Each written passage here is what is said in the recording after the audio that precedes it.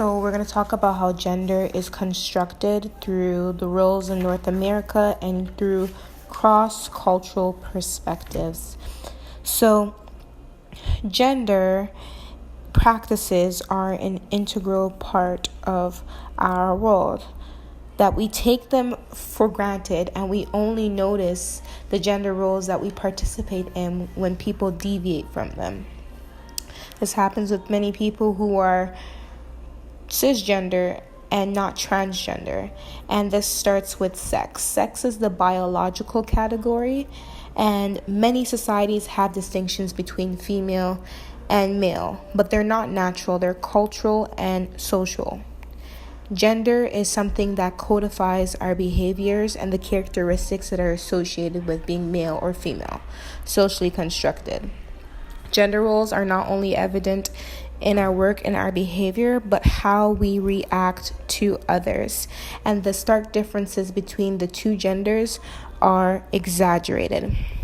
So for gender roles, we go through a process of socialization to assume certain characteristics and behaviors that favor one gender or the other. So this goes to show how we interpret being masculine or feminine, and this is why people have a fear of homosexuality, as it breaches being masculine and feminine when genders who are homosexual display characteristics of the opposite gender, a male being feminine and a female being masculine, which defies, quote unquote, the gender norm. So this places pressure on females to be submissive and pressure on men to be masculine.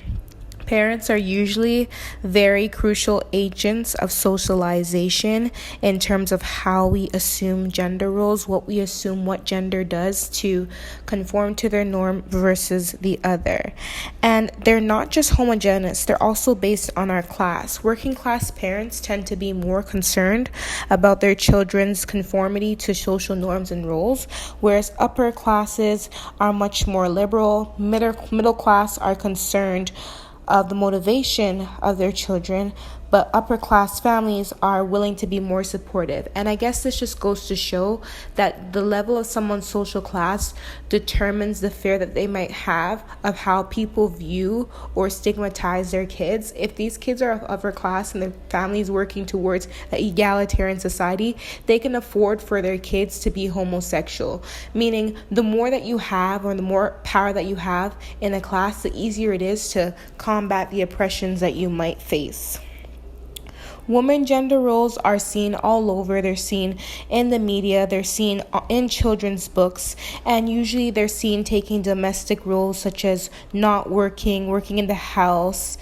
But females also don't play these roles, which defies the stereotypes. And marriage is also viewed as an entry into adulthood. Society defines men's roles by economic success. Although women receive recognition, they don't receive recognition in pay. So there are 5 roles that are expected of the male gender role. So it goes a sass. They're expected to be anti-feminine, showing no emotion or vulnerability. Success element in sports and work, aggressive element, use force in dealing with others, sexual element, initiate all sexual relations, self-reliant, stay cool, and unflappable. Males who don't conform to these roles often face criticism, and it makes it harder for them to adapt in society when there's cultural standards of masculinity. It almost undermines males having feelings and emotions which they're no longer able to express, and because of that it causes violence to brew within them. It's very restricted. So cross-cultural perspectives. So cultural conditioning is very important in understanding the social roles of males and females, and it opposes biology because different cultures have different perceptions of the gender roles for men and women. So this includes institutions such as religion, mass media, government, education, and family.